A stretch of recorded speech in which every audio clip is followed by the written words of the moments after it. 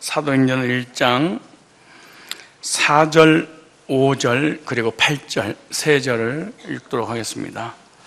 사도와 같이 모이사 저에게 분부하여 가라사대 예루살렘을 떠나지 말고 내게 들은 바 아버지의 약속하신 것을 기다리라. 요한은 물로 세례를 베풀었으나 너희는 몇 날이 못되어 성령으로 세례를 받으리라 하셨느니라. 오직 성령이 너희에게 마시면 너희가 권능을 받고 예루살렘과 온 유대와 사마리아와 땅끝까지 이르러 내 증인이 되리라 하시니라. 아멘. 성령이 너에게 임하시면 이라는 제목으로 말씀을 증거하도록 하겠습니다. 예수님은 이 땅에서 짧은 기간의 생을 사셨습니다. 그리고 이 땅에 계실 때 하나님의 나라를 전파하시면서 제자들을 양육한 그 기간이 3년 6개월 정도 됩니다.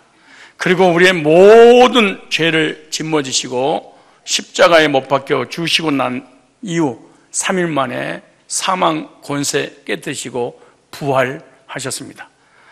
그리고 부활하신 난 이후에 제자들 앞에서 승천하시기 직전에 두 가지 약속과 사명을 주셨습니다. 제자들에게 이 두 가지 약속과 사명을 주신 것은 오늘날 동일하게 구원받은 그리스도인에게 똑같이 주는 것입니다. 제자들에게 주신 것과 우리가 받은 것이 다르면 그거는 하나님의 자녀들이 아닌 것입니다. 가장 중요하고 위대한 약속은 뭐냐? 그거는 오늘 본문에 말씀하신 것처럼 성령을 보내주시겠다고 한 성령의 약속입니다. 오늘날 우리들에게도 예수 믿고 끝나는 것이 아니라 예수 믿는 사람에게 예수 믿는다는 표로 약속을 해주셨는데 성령을 주시겠다라고 하는 약속입니다. 만약에 예수님을 믿는데 성령을 약속으로 받은 적이 없다면 요한복음 14장에 보면 뭐라고 성경을 말씀하고 있냐? 영적으로 고하다 이렇게 말을 하고 있습니다. 이 세상에서 살아가는 날 동안에 가장 불쌍하고 불행한 사람들이 있는데 그것이 다른 사람 다 있는 부모가 없다는 것입니다. 부모가 없는 고아는 불쌍한 것입니다. 마찬가지로 영적으로도 하나님을 믿고 예수님을 믿는데 성령을 받지 못한 자는 성경에서 고하라 이렇게 말합니다.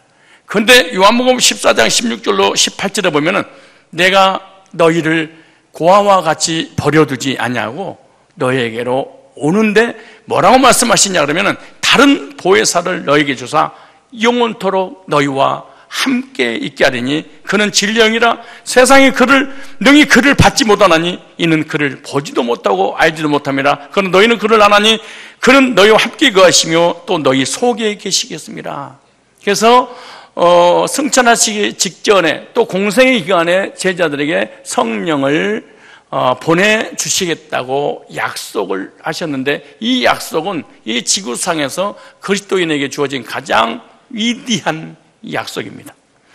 그런데 이 위대한 약속인 성령 하나님을 예수님의 이름으로 하나님께서 보내주셨는데 그 보내심을 통해서 거듭난 성도들에게 또 하나의 가장 큰 사명을 줬는데 성령 받으면 온 세계 오디양 육대주교에 다니면서 너희들이 만난 그 주님의 증인의 삶을 살게 할 것이다.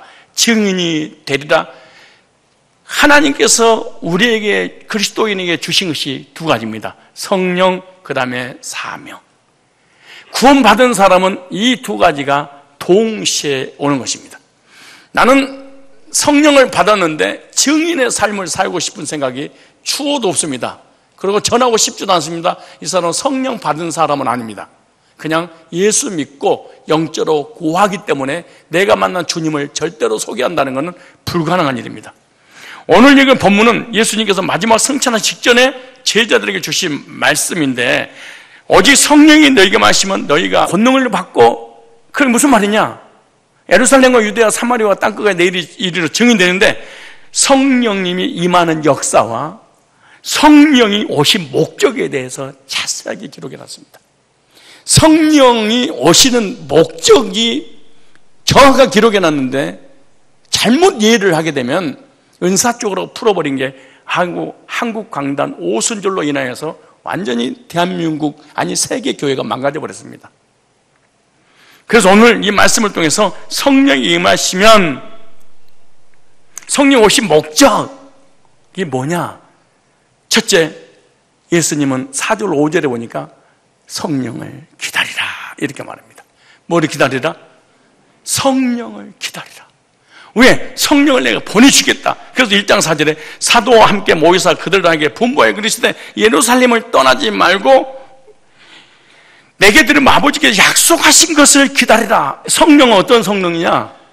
약속의 성령입니다. 예수 믿는 사람에게 약속을 하셨는데 그 약속이 뭐냐? 성령을 보내주시겠다. 그럼 요한은 물로 세례를 베풀어서 너희는 몇 날이 못해 성령으로 세례를 받으리라. 요한은 자범죄를 회개시켜서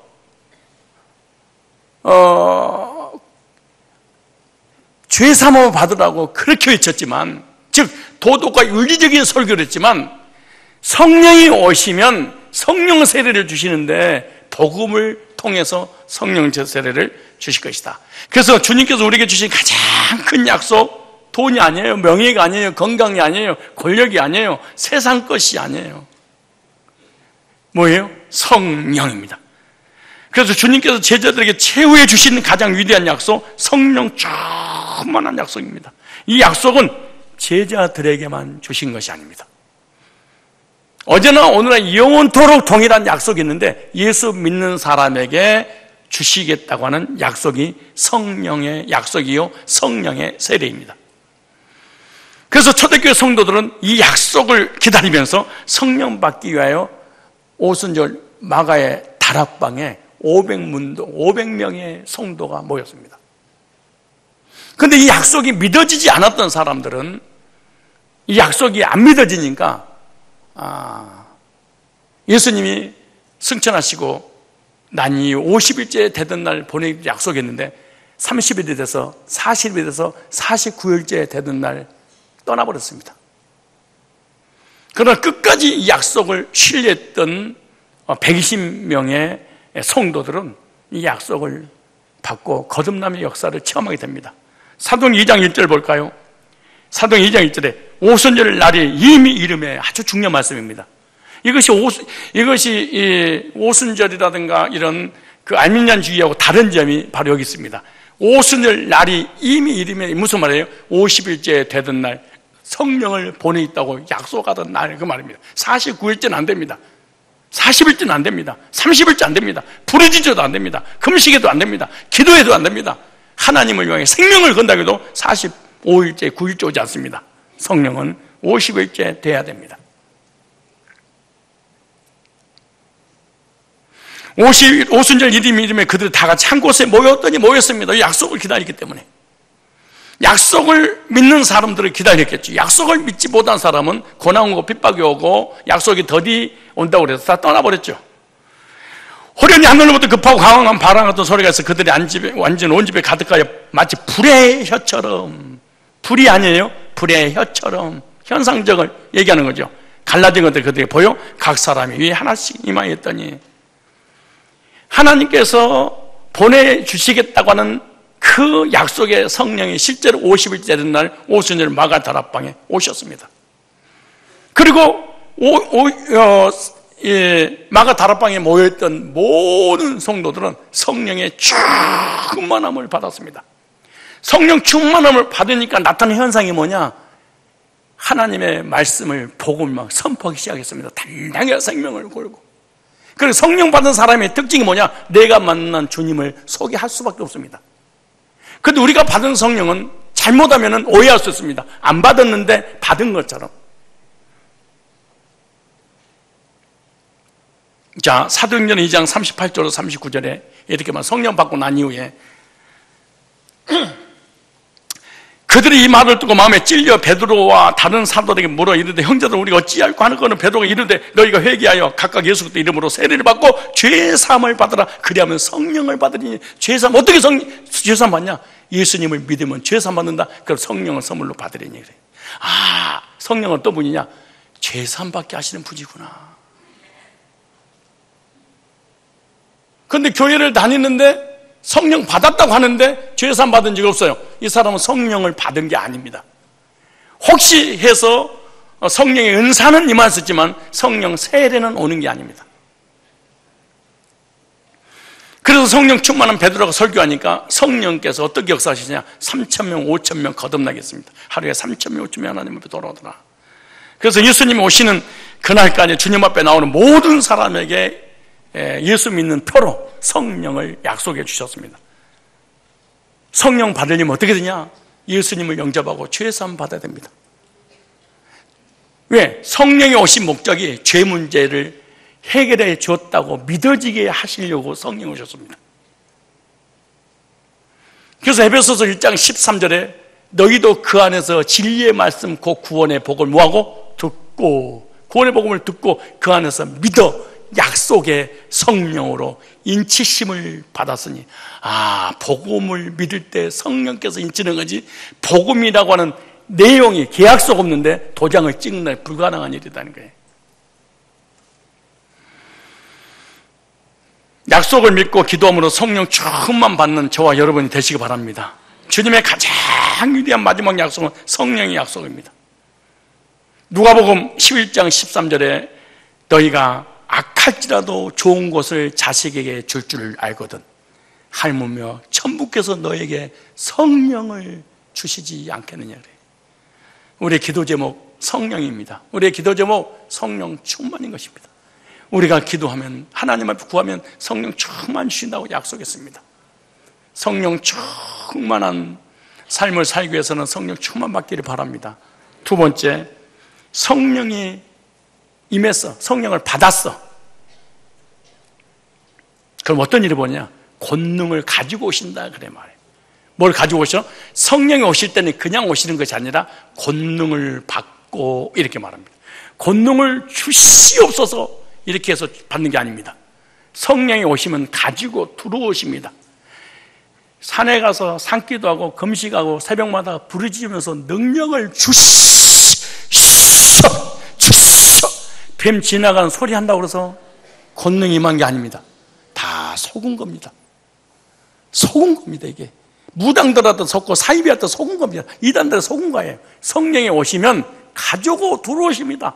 달라고 안 해도 따로따로 주시옵소서가 아닙니다. 성령이 오시면 가지고 들어오시는데 보세요. 여기 나오죠. 오직 너에게 성령이 임하시면 권능을 받고.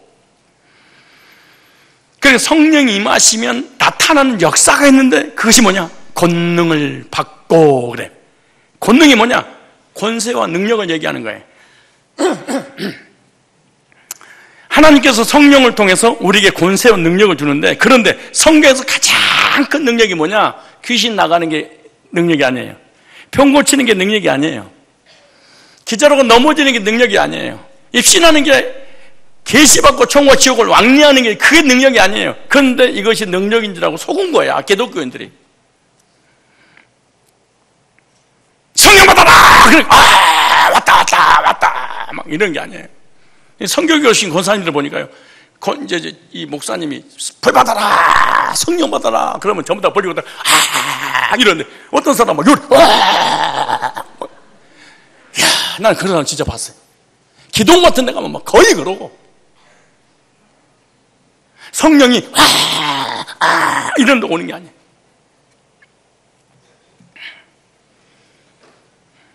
너무너무 오래 속아서 진짜가 와도 이해를 못해. 왜? 이렇게 체험이 중요한 거야. 어제 우리 세희원은 우리 교회에서 했잖아요. 근데 정명석에서 10몇 년 동안 빠져있는 한 분은 30년 빠진 사람이 한 명 나왔습니다. 30년. 또 한 명은 10몇 년인데 한 사람은 현장에서 사역을 하고 정명석 바로 밑에서 기획을 다 했던 사람이 한 목사가 왔어.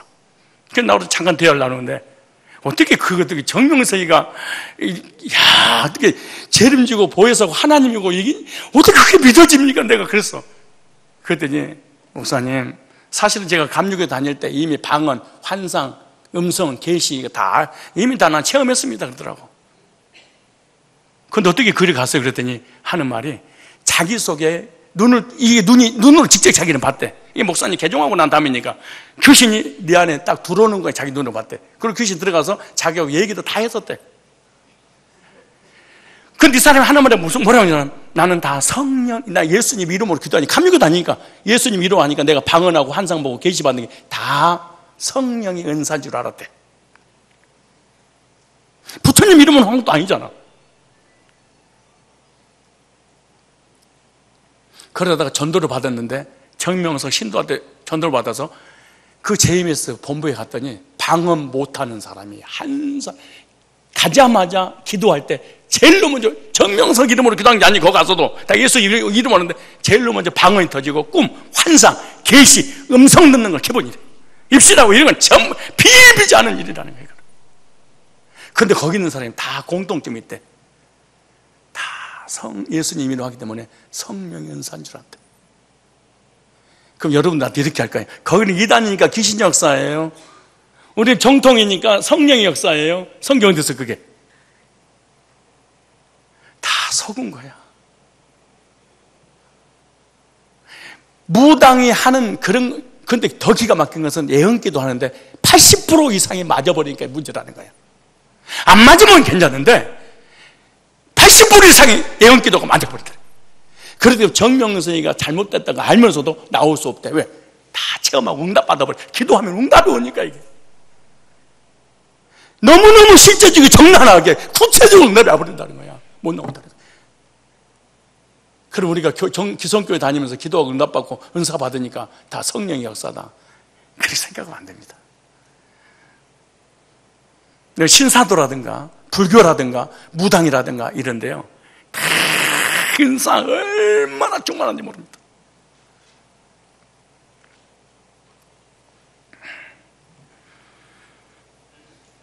총실에서 강의하는데 이화여대 영문학과 나온 자매가 정명석에 빠졌어. 근데 그 자매한테 그래서 이제 1년 강의 끝나고 난 다음에 물었어. 구원 받으셨습니까? 이렇게 물어봤더니 그러면 구원도 안 받고 그럼 교회 다닙니까? 그러더라고. 어떻게 받으셨습니까? 그랬더니 하는 말이 정명석이가 예수님이 죽으신 거 부활을 얘기할 때 그때 저기는 하염없이 울면서 그 뜨거움을 체험했대. 그 감격이 지금도 있습니다. 그래. 우리가 기도하고 예배드리고 찬양하고 뜨거움 없다고 생각하세요? 다 있습니다. 그게. 그래서 성경이 이렇게 약속하신 성령이 무슨 약속이냐? 죄사함 받을 때 성령을 보내기로 약속했잖아요. 그러면 성령 오시면 죄사함 받은 확신이 옵니다. 그런데 그걸 죄사함의 확신으로 오지 않고 뭘로 푸냐? 전부 다 은사로 풀어버렸습니다. 기독교가.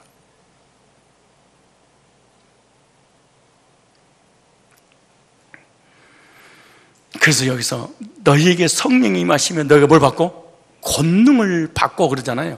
권능을 받고. 그럼 권능이 뭐냐? 성경이 다 써놨는데 이 권능을 능력으로 현상적으로 풀어버렸어.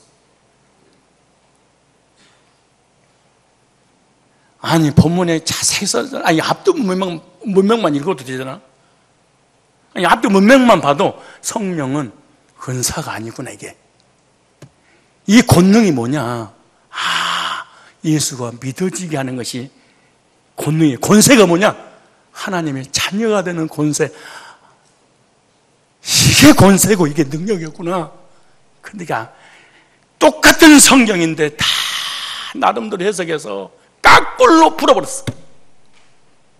근데 너무 오랫동안 우리가 니들한테 당하는 바람에 굳어져 버렸어. 왜? 새로 이것을 갖다가 알고 싶지도 않아. 우리 몸이 그렇게 인식을 해버릴 거야.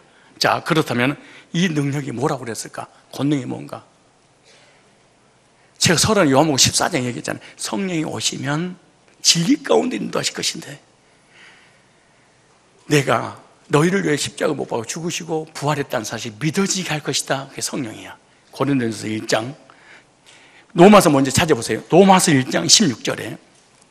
잘 보세요. 내가 복음을 부끄러워하지 아니하노니 이 복음은, 잘 보세요, 모든 믿는 자들에게 주시는 하나님의 구원을 주시는 하나님 뭐라? 능력이라.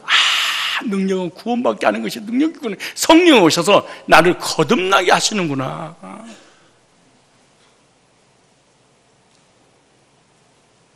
근데 눈을 찌르고 자빠지고 넘어지고 방언하고 그래 기분은 좋아요. 참 좋았더라야. 그러나 끝나고 나는데 이 구원받기 전에 이 공허는 말로 표현할 수 없습니다. 나는 예언을 못하는데 다른 사람이 예언해. 나는 예언하는 다른 사람 못해.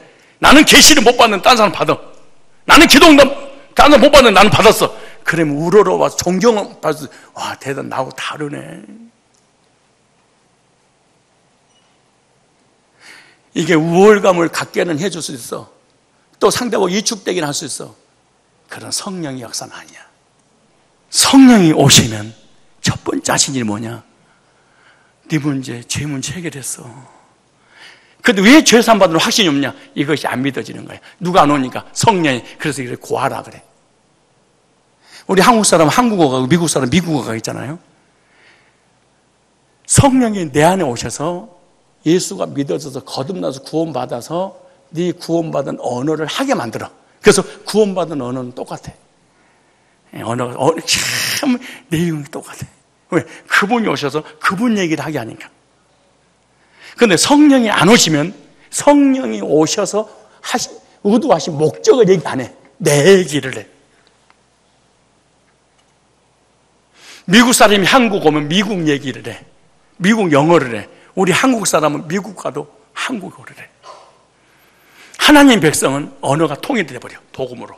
왜? 성령이 하나의 언어를 갖게 만들어. 자, 또 볼까요? 고린도전서 1장 18절. 자, 능력이란 단어가 뭔지 우리가 너무 오해를 하니까 제대로 알아야 됩니다. 성령의 능력을 오해를 하면 우리끼리는 답답하긴데 천국은 못 가는구나. 이렇게 알아야 돼. 자, 1장 18절 시작. 십자가의 도가 멸망받을 자에게는 미련하게 보이며 구원 얻을 우리들에게는 하나님의 능력이 됩니다. 구원받은 게 능력이구나. 이게 기절하고 넘어지고 자빠지고 입신하고 계시받고 꿈꾸고 환상몽의 능력이 아니구나. 이거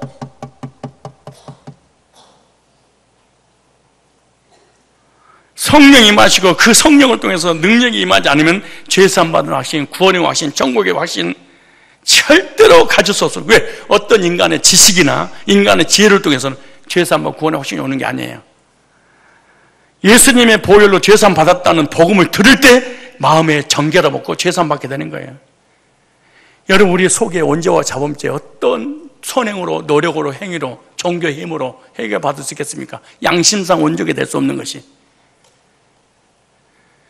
주의 보혈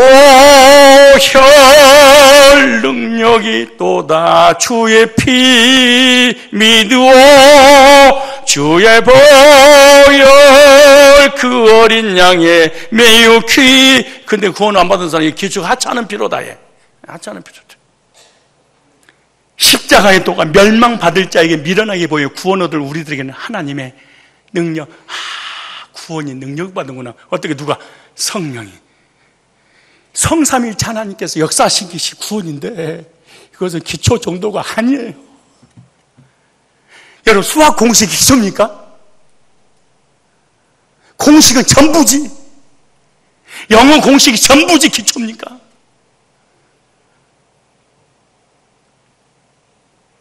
자, 보세요. 실제로 그러는가? 자, 사도행전 3장 19절. 자, 성령이 역사하면 어떻게 되는가? 사도행전 3장 19절에 그럼 너희가 회개하고 돌이켜 너희 죄의 시험을 받으러 이같이 하면 유쾌한 날이 주 앞에 이를 것이요. 유쾌한 날, 뭐 성령 받는 날, 뭐 할 때? 죄사함 받을 때. 회개하고 죄의 시험 받고 유쾌함으로는 성령 역사입니다. 감정이 아니에요. 지식이 아니에요. 이론이 아니에요. 성령이 임할 때 이런 확신이 생깁니다. 사도들이 복음을 전할 때 십자가의 공로로 구원 받는다는 사실은 진리를 아는 사람이 당시 없었습니다. 그들에게 있어서 십자가가 뭔 줄 아십니까? 하나의 사형틀에 불과한 것입니다. 저주의 틀. 그런데 나사렛 그 저주를 받은 예수님을 믿으면 죄 사면 구원받는다는 우리가 아무도 믿지 않아요. 예를 들어서 우리한테 틈만 나면 내가 너희를 위하여 십자가에 못 박아 죽을 것이야. 그 3일 만에 부활할 거야. 나를 믿으면 죄 사함받고 유쾌하게 돼서 구원받아. 이렇게 했어. 그럼 뭐라고 그랬어요? 우리가 뻔히 알고 있는데 33년 동안 우리랑 같이 지낸 사람 뻔히 알아. 그런데 나를 따르라. 내가 언제 자범죄를 해결하러 왔노라. 믿으면 죄 사함받고 거듭나서 천국 갑니다. 그럼 뭐라고 그래? 두말할 것도 없이 하얀 아저씨 둘 데려 와가지고 봉고차에 태워가지고 감금시켜버릴 겁니다. 누가 믿겠어? 근데 기절할 노릇이야. 진짜 죽었네. 진짜 죽었어. 실제 일어나셨어. 그래도 안 믿어. 그래 부활했어. 소문이 각자 퍼졌어. 그래도 성경에는 안 믿었다 그래. 너 언제 믿었냐? 예수님께서 성령을 보내주셨어. 성령이 오니까 예수님이 구원자구나. 성령이 아니고는 불가능한 일이야. 그래서 성경이 이렇게 말해. 유대인에게는 꺼리키는 것이요. 예수 십자가에 믿으면 구원받는다고 하니까 꺼리키는 것이냐? 자기들이 십자가에 못 박아 죽었기 때문에 유대인들은 십자가에 꺼리키며. 그런데 헬라에게는 미련하게 보면 왜냐? 비참하게 십자가에 못 박아 죽은 예수를 믿으면 구원받는다고? 그래 보세요. 구원을 얻은 우리에게는 하나님의 능력이라. 보통 사건이 아니야. 누구의 능력이래? 하나님의 성령의 능력이 아니고는 절대로 예수가 죄사함이 구원의 확신이 천국이 안 믿어지대. 성령이 너에게 임하시면 성경에 이렇게 써졌으면 그대로 받아들여야 돼. 엉뚱한 걸 다 체험했어도 내려놔야 됩니다. 성령을 통해서만 죄사함 받는 것, 성령을 통해서만 의롭게 되는 것, 성령을 통해서만 영생의 확신을, 성령을 통해서만 하늘의 상속자가 하나님의 자녀임을, 의와 평강과 희락이 넘쳐나는 걸 성령이 통해서만 성령 없으면 이건 불가능한 일입니다. 그래서 고린도전서 2장 12절 이렇게 말합니다. 고린도전서 2장 12절 보세요. 신기한 일, 이 말씀 한 절만 읽어도 성령론은 딱 정리되어 버립니다. 고린도전서 2장 12절입니다. 우리가 세상의 영을 받지 않냐고. 세상의 영을 받으면은 육신의 종욕, 안목의 종욕, 이생의 자랑 얘기만 합니다. 세상을 지배하는 사단의 영을 받으면은 무슨 일이 벌어지냐? 세상 이야기만 합니다. 참 신기합니다. 예수 믿는다고 상관없습니다. 세상의 영을. 근데 보세요. 뭐라고 그러는가? 오직 하나님께로 온 영을 하나님께서 보내주신 성령을 받았으니 성령이 오시면 어떤 일이 벌어지냐? 이는 우리로 하여금 하나님께서 우리에게 은혜로 주신 것을 알게 하려 하심이니라. 성령이 오셔야만이 구원도 은혜고 죄사함받아 의롭게 되고 천국 가는 게 은혜구나. 이걸 알게 하려고. 그럼 성령 받은 사람은 똑같이 은혜에 관한 복음을 얘기하겠죠. 그러니까 추상적으로 예수 믿으니까 내가 구원받았다 이렇게 생각하면 아주 곤란한 일이 벌어집니다. 여기 나오잖아요. 은혜로 주신 것을 알게 하려 하심이니라. 그래서 성령 받은 사람의 공통점이 뭔 줄 아십니까? 감사합니다. 이것도 감사, 저것도 감사. 죄산 받는 거, 의롭게 된 거, 하나님 자녀 된 거, 천국 가는 거, 상속 받는 거, 영상 얻는 거, 이게 전부 다 은혜입니다. 그러니까 늘 감사할 수밖에 없는 거지. 왜 나는 감사가 없어요?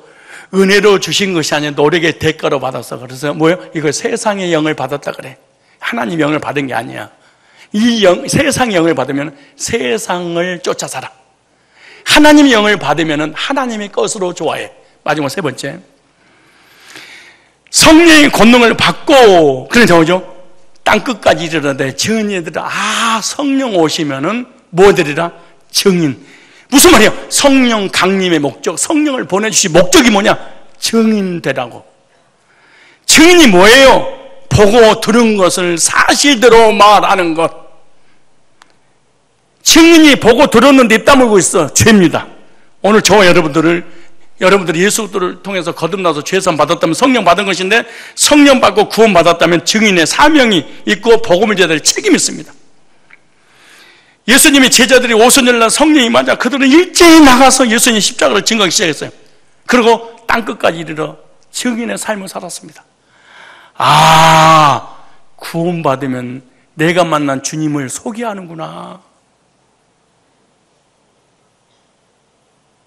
나는 예수 얘기하기도 싫고 복음 전하기도 싫고요. 그러면 이 사람은 사실은 성령 오신 건 아니에요. 성령은 사실은 오는 성령 오신 게 아니죠, 사실은. 근데 성령 오시면 어떻게 말씀하냐? 예루살렘과 유대와 사마리아와 땅끝까지 이르네 뭐가 되리라? 증인이. 무슨 말이에요? 예루살렘 자기가 살고 있는 지역, 온 유대 자기가 속한 나라 전체, 사마리아 일본 같은 원수의 나라, 땅끝 지구 전체. 아, 성령 오시면 너희들끼리만 복음 전하고 너희들끼리만 예배드리고 너희끼리만 교제하는 게 아니구나. 이게 끼리끼리 놀라고 성령 오신 게 아니구나. 성령 오시면 예루살렘, 유대, 사마리아 땅끝까지 이르러 내 증인 선교하게 하시는구나. 선교는 성령 사역이구나. 그런데 여러분, 실제로 이론적으로 성령을 받거나 이론적으로 구원받잖아요. 예배를 드리고 기도하고 11조 나수에서 하나님 주권이니까. 그러나 선교비에 투자한다는 게 불가능한 일이야. 11조는 복이고 주권이잖아. 이거는 기독교인이라면 당연히 하겠지. 이것도 안 해버리면 이거는 크리스찬이 아니지, 사실은. 기독교인 자체가 아니지. 근데 성령 오시면 내 신분을 바꿔주고 그 다음에 신분에 맞는 너의 삶의 목적이 있단다. 너 내 증인다. 너 구원받았지? 죄산 받았지? 영생 얻었지? 이것 좀 전해라. 증인. 어디에 가서? 예루살렘, 유대야, 사마리아 땅끝까지 이르러. 선교는 해도 되고 안 해도 되는 것이 아니라 거듭난 사람에게만 주님께서 명령하시고 사실은 부탁한 것입니다. 마지막 선교의 복입니다. 마태복음 28장 20절에 선교하는 교회, 선교하는 개인, 선교하는 민족, 국가 내가 함께 할 거야. 마태복음 28장 16, 20절에. 마가복음 10장 29절로 보니까 선교하게 되면 영육간에 복을 주실 뿐만 아니라 내가 상급까지 줄 거야. 약속까지 했어. 무슨 말? 현세 100배, 내세 영생 얻지 못할 적 없다. 무슨 말이에요? 내세의 상급과 현세의 복이 보장돼. 하나님 함께 하셔서 현세의 복을 주고 내세의 복을 주시고. 마가복음 16장 15절 20절 보니까 내가 너에게 표적을 주는데 그 표적이 뭐냐? 구하는 것마다 내가 응답해 줄 거야. 기도 응답입니다. 선교하는 교회, 선교하는 개인, 선교하는 국가에게. 그래서 선교는 복받는 비결입니다. 미국이 어찌되었든 간에 세계를 지배하는 것은 사실은 60% 선교합니다. 세계 선교 60%를 미국에서 합니다. 지금도. 근데 한국이 2위를 지금 달리고 있습니다. 그래서 하나님께서 이 나라의 민족에게 복을 주는데 선교하는 교회, 선교하는 개인, 선교하는 국가 우리가 되어야 될 줄로 믿습니다. 땅의 모든 족속이 너를 인하여. 땅의 모든 족속이. 선교는 두 가지가 있겠죠. 하나는 나가는 선교사, 또 하나는 보내는 선교사. 나가는 선교는 달란트를 가지고 나는 생명을 복음을 위해서 드리겠다. 그리고 사마리아 땅끝까지 나가는 거죠. 그때 그 선교사 나가서 돈을 벌 수 없습니다. 복음을 전해야 되니까. 그 사람에게 지원하는 거죠. 보내는 선교사, 나가는 선교사. 여러분 결정해야 됩니다. 난 나가는 선교사인가 보내는 선교사. 난 나가기도 싫고 보내기도 싫거든요. 근데 성경이 더 기가 막힌 말이 그 말 할까 봐. 사도행 1장 8절에 써놨어. 네가 하고 싶다고 하고 안 하고 싶은 게 아니라 1장 8절에 성령이 오면 시킬 거야 그래. 어떻게? 능동태가 아니고 수동태로 시킬 거야. 사도행 1장 8절 읽고 마치겠습니다. 희한하죠. 그러니까 이거 거짓말, 우리 신앙생활 거짓말 못합니다. 특별히 성상교회에서는 사기를 못 칩니다. 영적인 교류적 사기를. 다른 교회는 얼마든지 칠 수 있습니다. 추상적이기 때문에. 1장 8절 보세요. 시작.